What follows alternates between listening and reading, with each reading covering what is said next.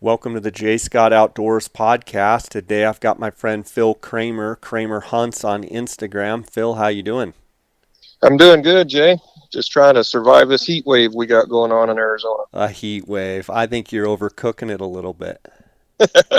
Says a guy that's sitting in Colorado enjoying the nice weather, With my toes in this 55-degree water. right? Exactly. um, yeah, it sounds like Arizona's had just a hot, kind of a hot last week. I think it hit 117, 116 a couple days in a row there in Phoenix. Yeah, we've set a lot of records on number of days over 110, and I think we've reached actually 118 twice now this summer. So it's definitely cooking things out there. I read that July was actually the hottest month on average of the record, and in the temperature on average, taking the nighttime and the daytime, just taking the full average was 99. I believe it. It's been just miserably hot. You go from AC to AC as fast as you can. Yeah, for sure. Let's talk. We'll get a little bit of a report. I know you've been up in northern Arizona in Unit 10, as well as you've been down in southern Arizona running your cams and such. What has the monsoonal moisture looked like down in southern Arizona and some of the Coues deer units you've been to? You know, it's been real spotty. Um, there's been some pretty good monsoon activity in the southeastern part of the state, especially. It was kind of interesting from July 14th until just yesterday, the 1st of August. They actually have had over 3 inches of rain in the southeastern part of the state, and in that short period of time, and it was definitely needed. Unfortunately, that has been fairly spotty, but it seems to be hitting in some really good area for deer. When you were down there freshening up your cams and your salt licks and all that stuff, how did the conditions look? Or I guess when did you go first? And how did the conditions look at that time? So I first went down to get up some more cameras and then actually freshen up the licks at the beginning of June. And it was really, really, really dry. All of the growth from the good rains we had through the spring and everything like that had really dried out, and I mean it just was a tinderbox. I was just praying that we didn't get any dry lightning because it would just go up in flames. But as far as water sources, they were all looking pretty poor. There were a few springs still running, but I think it's probably as low as I've ever seen them. And then I went again almost a month later in July, about July 14th, somewhere in there. And again, it was dry, but you could see where some of the rains had just started, and we were getting some new green growth up. And then, like I said, from July 14th until yesterday, they've gotten over 3 inches of rain, and a lot of the water sources have filled back up. A lot of the creeks that normally run this time of year are running again, and you can really see the grass and the green leaves on the trees really start to take off. So it's just about right. Unfortunately, we haven't had that in most parts of the state. It's been, like I said, very spotty. But down in southern Arizona, it's looking good. So when you go down in June and put up cameras and check your cameras and then freshen up the salts, and then you go a month later in July, with it being dry from that period of the trip in June to July, were the deer really really licking the salt? And do you find when it's dry they lick more, or when it's raining they lick more? I was a little bit surprised this year because I still was getting pretty good activity, even considering as dry as it was. And the reason why I say I was surprised is normally when it's dry like that, they don't really hit the licks near as much as they do once the rains start. Once the rains start, it seems to really kind of kick it in gear. And I think it actually makes it probably a little more palatable for the deer. The soil's got some moisture in it, the salt's leached a little better, and I think it helps kick it off. So once those rains starts, when the activity really picks up, and it normally coincides when the deer are really growing their antlers, and that's when their bodies are craving that additional salt and additional mineral to kind of help get those antlers going. And same with the does. That's when they're carrying their fawns, and they're getting ready to give birth, typically the end of August, beginning of September. So their bodies are craving that salt too, because they have additional stress of giving birth to those fawns. So normally it coincides right when the rain starts, and that's when the activity really gets good. When you went your last trip around the middle of July, it's still a little bit early to really determine antler growth, but were you able to tell at all how things are looking? Is it looking average, above average, or is it still too early to tell? Well, I'll back up a little bit. When I first went down in June, I was pretty disappointed. Everything I was seeing, I mean, were just barely nubbed out. They hadn't even really got to their G1s yet, and I felt like that was a little bit behind. But then when I went back in July, it's about par for the course. I mean, it's really close to where we were at last year at that time. I was even able to identify a couple bucks that I've had year after year on cameras. And going back for, the last 3 or 4 years, they're just about where they normally are every year. And when I say that, I mean by mass, by where their growth cycle is, and what I'm anticipating them going to finish out as. Now, I've even identified a couple bucks that compared to last year, they're quite a bit bigger. And I think it's just due to age when they're coming into their prime more than the conditions. So those factors kind of all rolled in together. From what I've been able to tell is that we're going to have to be right on par with where we were last year as far as antler growth, maybe a touch better.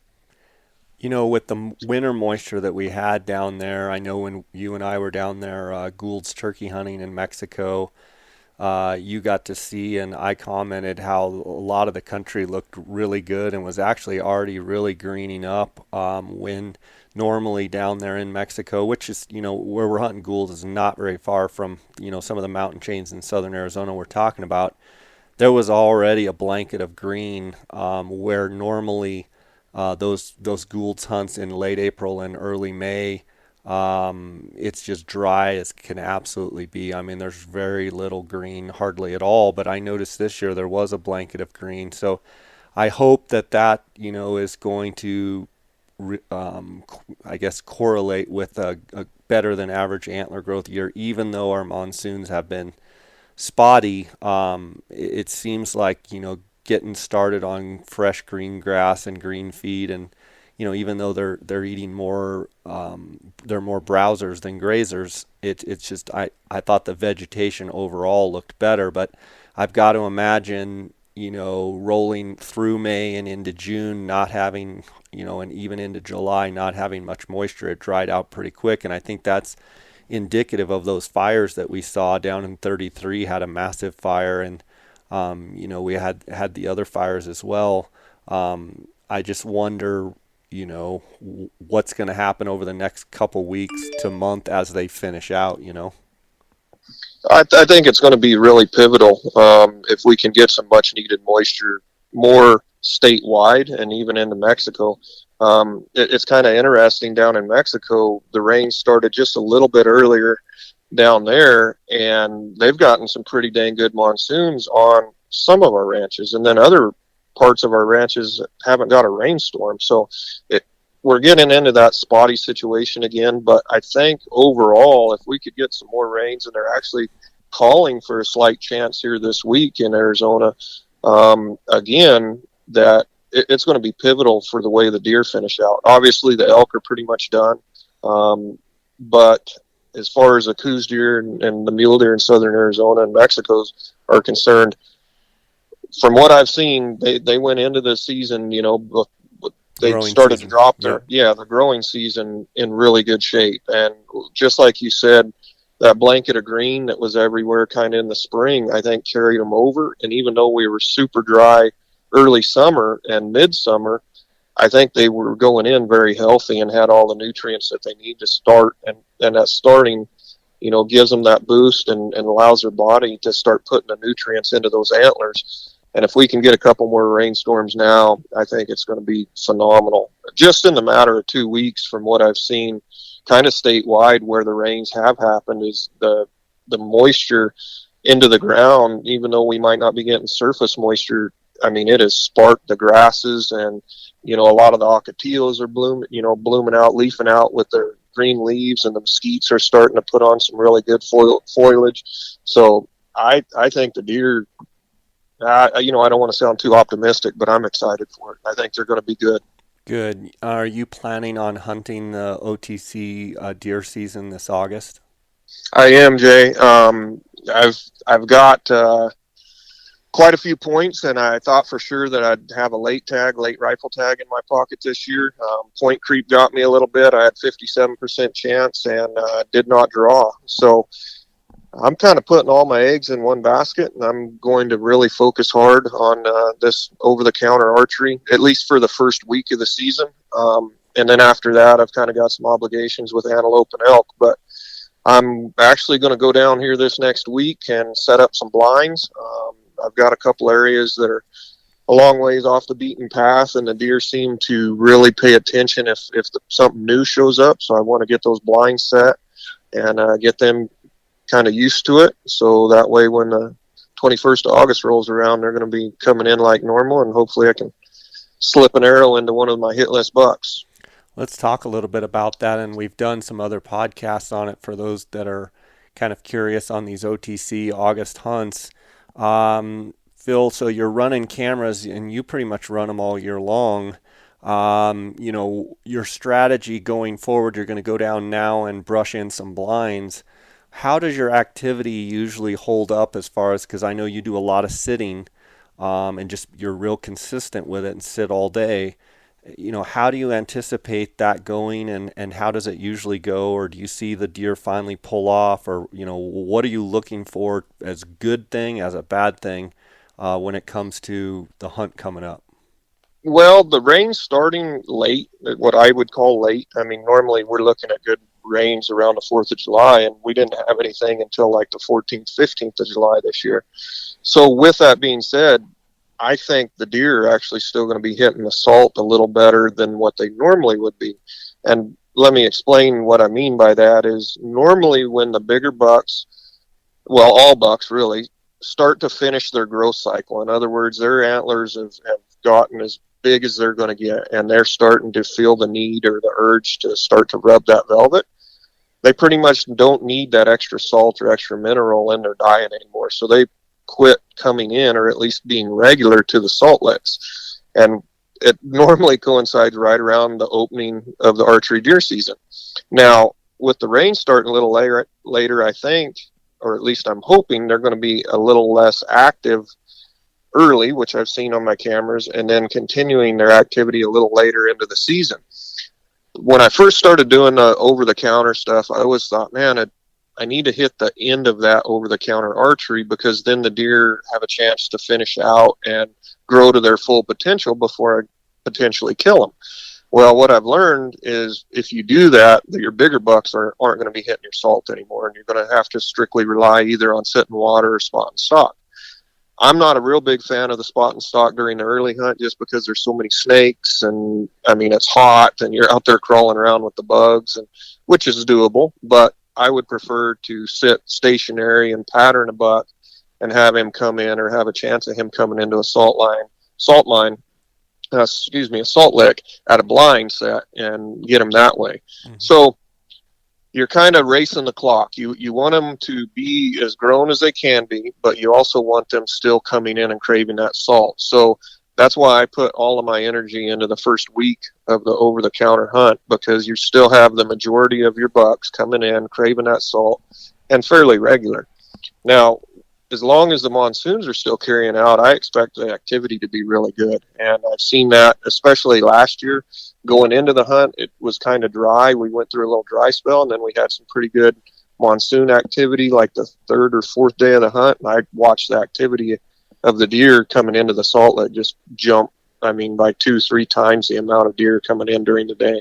So I mean, you would hope for like, if you were, the hunt starts on a Friday and you were looking at the forecast, and all of a sudden you saw, Tuesday, Wednesday, Thursday, Friday, Saturday, just afternoon thunder showers, you would be jumping up and down. Oh, for sure. You bet. I mean, I would be really excited. The worst thing would be like looking on the forecast and see 7 days of sunshine, no chance of thunder showers.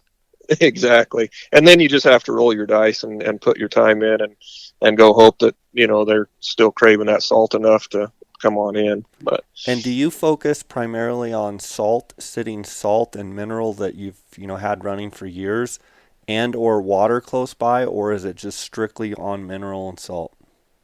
so all of my blind sets are on salt.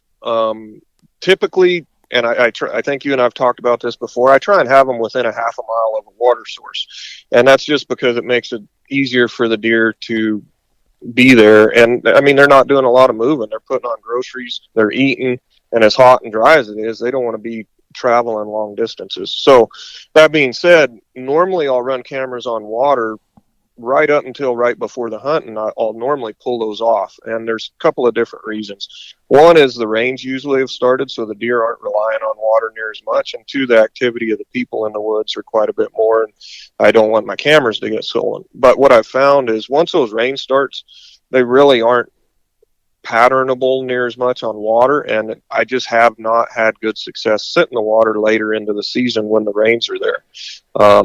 I've also found that you get typically deer spending a lot more time at a lick than you do at a water source, and that gives you a couple advantages: one, to evaluate the deer, but also two, to wait for that perfect shot. And these coos deer are spooky and they're jumpy, and when they come into water, they're every alerts going on full blast. So when they come into the salt and they spend sometimes 20-30 minutes there, they kind of let their guard down a little bit, and they get calm and they're relaxed with the situation and their surroundings. And I've found it's just a little bit better when you're trying to harvest them, and also more enjoyable when you're taking pictures and interacting, kind of having them there that close to you. Let's talk about your salts a little bit and your mineral sites that you've set up. And you've told us before, but I always get a lot of questions on it. How do you set them up? What have you seen as best performance, not only from a material but from how you actually do it? Okay, you bet. Back before we ended up with quite a bit of legislation, I actually used to use. I've played around with a lot of different materials, but I used to use just regular salt. You can block form, granular form, crystal form, whatever you want. And then I would pour a gallon of the liquid deer cane on them. And that seemed to kind of really rejuvenate the salt and get it leaching fast. But since the legislation's happened and most of my sites are out on BLM and state land, that I can't do that anymore. So what I do now, and I found that this really works good in almost every situation I've used it, is I use just a 40-pound bag of crystal salt. And most of the time it's water softener salt or salt for swimming pools, as long as it doesn't have any cleaners in it. It needs to be 99% pure salt. But I'll use that, and I'll find an area that is you're kind of trying to find an area that's open enough that they feel comfortable, where something's not going to jump out of a bush and eat them, but it's also enough brush and cover that they spend some time there. So you're kind of looking for a mix of open and cover. And then I'll go in and take a 8 to 10 foot diameter area, clear the vegetation around off of it, scrape up the surface, dump that salt on, and then I'll take a gallon or two of water and pour that on right onto the salt, and then mix that into the dirt. We've talked before, they don't actually eat the salt. They lick and chew the dirt after the salt's leached into it. And those have been my best results. I've had a lot of questions here lately about, well, how do you know where to put it? And I always try and do it within a half a mile of a water source if possible. And then also in areas, if you can find transition areas like saddles, even creek bottoms, wash bottom, draws, where the deer are moving through, maybe from a water source to a bedding area, or a bedding area to a feeding area. And in other words, you're just trying to target areas that the deer like to frequent anyway. And then if you can do that and find an area that they feel comfortable in, you're golden, and you're going to get good results. Good stuff. And you talk about legislation. For those that aren't familiar, including myself, I'm not really up on it. What did they say is okay, and what did they say is not okay?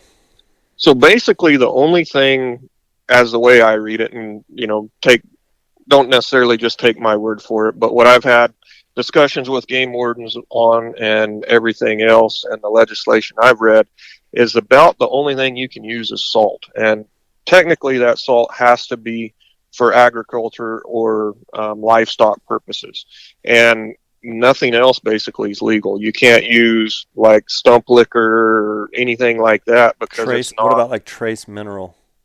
You could use a trace mineral as long as the main component or ingredient is salt. Okay. So that's where they kind of get you. You can throw these protein blocks and stuff out, but they're by the letter of the law not legal. Right, and where Um, you're at, you have cattle that do come, but what you try and do is target areas that maybe the cattle are not as prevalent, right?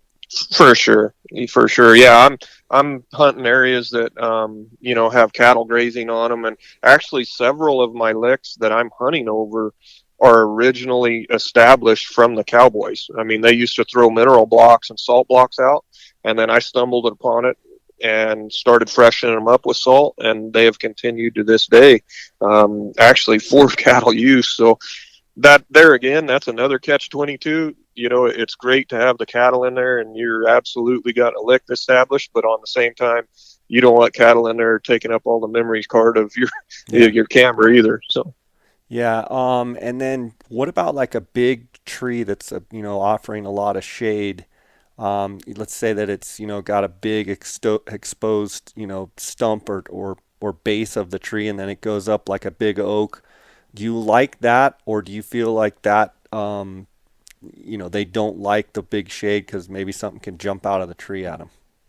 it's kind of interesting. I have some licks that are, I mean, full on sunlight. Shade does not hit them at all throughout the entire day. And then I've got others that are kind of 50-50. And I haven't really noticed a lot of difference between those two. However, what I have noticed when I put it too close to a tree, in other words, that lick's in shade all day, the activity is almost none. And I think it's that sixth sense that those deer have that something's just going to jump out of the tree and get them. But the other thing is, I think that leach is better when it's more out in the open and you're not getting that cover from the tree per se, where you're blocking a lot of the rainfall and everything to get that salt leached into the ground. How deep are some of your areas of lick? I mean, are they foot deep or are they 3 feet deep? So I have some, Jay, that I've been running probably for, I'd say 16, 17 years, and they're almost 4 feet deep. I mean Wow. it, and it's down to bedrock. I mean, By there's what? Like really no. 14 by how big in diameter? Like 10 feet? No, most of them are smaller, 6 to 7 feet in diameter. Um, but they're down to rock. I mean, there's no more soil left for them to chew. So I'm always trying to take surrounding dirt and basically get back in it so the salt can leach and they have something else to chew on. But I'd say on the average licks that I've been running for 5, 6 years or more, I would say most of them are in that 2 to 3 foot deep by 7, 8 foot in diameter. Okay, and then when you set up your cameras, do you set them right on so they're aimed right at the lick? And what kind of setting do you typically do? For sure. I have them all pointed right at the lick. I try and get the north south direction as best I can. And most of them are within, I'd say, 20 steps or less, the camera. If you get them up too close, you're giving a lot of potential peripheral area away and you miss a lot more. So if I can keep them in that under 20 steps, right around that, and then on the settings this time of year, I'm running a 1 minute camera or picture delay, and I'm running anywhere between a 3 and 8 shot burst. I'm really not having to worry about cattle because the cattle aren't moving very far from water sources, so they're not spending any time up at the licks right now. And I'm wanting every picture I can. Number one, to identify a deer. Number two, to try and see if he's going to be a hit list deer and if it's worth coming in and hunting him. So I want every picture I can get. Okay, one last question, then I want to switch to some elk and antelope stuff. When you're sitting and deer are coming in, and let's say it's on those days that you have pretty good activity, I mean, what type of deer numbers does, fawns, bucks, on a good day, what are you looking at? Like 10 deer a day, 20 deer a day? So last year I had some really, really good days after those rains kicked in. And I think my high day was 48 deer Oh my goodness. that I was able to distinguish different deer. Now, the interesting thing is a lot of these deer will hit that lick when they're really craving it. They'll hit it 5, 6, 7 different times throughout the day. So I might have the same doe with 2 fawns in at 7 in the morning, and then they come back at 10, and then they come back at 2, then they come back at 4, and so on and so forth. But last year I was able to identify different deer, and it just blew me away. I would say on average, though, you're looking at anywhere between 18 and 24 deer a day. And if you had to pick a 2 hour window when most of the activity year in and year out in that August hunt, what period would it be? So it's a little dependent upon how close it is to the water sources.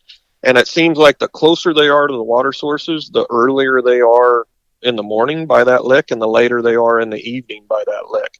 The ones that are a little bit further away seems to be that midday activity is when it's really good.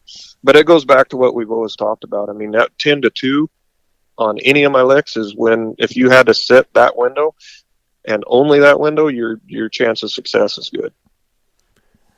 Awesome. I know you've spent some time up looking at some antelope up in Unit 10. Curious what the unit looks like as far as a feed standpoint and as far as a dirt tank standpoint with catchwater. As far as Unit 10 and that country north, they got some rains early that we didn't get down south. Again, they were fairly spotty, but it's dumped some pretty good moisture up there. I was actually up yesterday in northern Arizona there, and they got some more rain. They weren't calling for it on the forecast at all, and just some afternoon showers popped up. Actually had hail when I was coming back down through the Verde Valley. So they've gotten a little bit more moisture than what I had anticipated. Most of the catchwater is doing pretty good.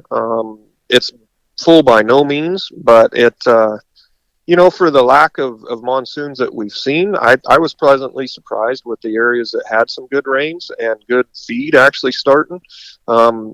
You know how it is kind of in northern Arizona when you've had a good wet year, you'll get those really yellow flowers going in a lot of the meadows and flats, and you can just start to see that now in some of the areas. But it wasn't a widespread rain. I mean, they've had really spotty rains, and in some areas it's been really good, and it looks like you're going to have great feed. And in other areas, they're struggling. The great thing about Unit 10 is with the boquillas and stuff, you have that permanent water. And the feed might not be as good, but that water's still good. And we had such good moisture through the winter and early spring that it's the same type of thing. They had phenomenal horn growth on the elk, and they finished strong. I think the dryness kind of took off late enough that it didn't affect the tops. So, from everything I'm seeing, we're going to have phenomenal bulls again. I mean, in that monster category that we all hope for. The antelope's been kind of hit or miss. It seems like some have had really good growth, and I mean they're hitting their full potential, and it seems like others are kind of like they were last year, where we had a bunch of moisture and it choked out their normal feed, is what I've been told. But all in all, I was pleasantly surprised with the conditions up north, and I think there's going to be some giant antelope killed, and I think there's going to be some even bigger elk killed. Good stuff. And then Mexico, you've got some cameras running back to the mineral licks. Do you run the mineral or the salt licks? Do you run that in Mexico, or primarily just focusing on water? No, actually, we started the mineral licks down in Mexico in like full on this year, and down there we have the ability to go a little bit above and beyond just salt, since we don't have the legislation we have to deal with. Let's face So it, we're you can put anything you want.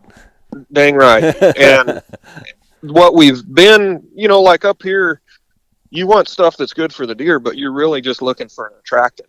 Down there on these ranches, we're trying to grow the deer, and we're trying to give their bodies the fullest, best potential they have to put on the biggest antlers they have. So we've been running what's called a shock effect mineral. It's specifically designed to allow deer's bodies to get the nutrients they need to allow bigger antlers to grow. So we started that this year in earnest, and I think we have them. I want to say we have 9 licks out between our ranches right now.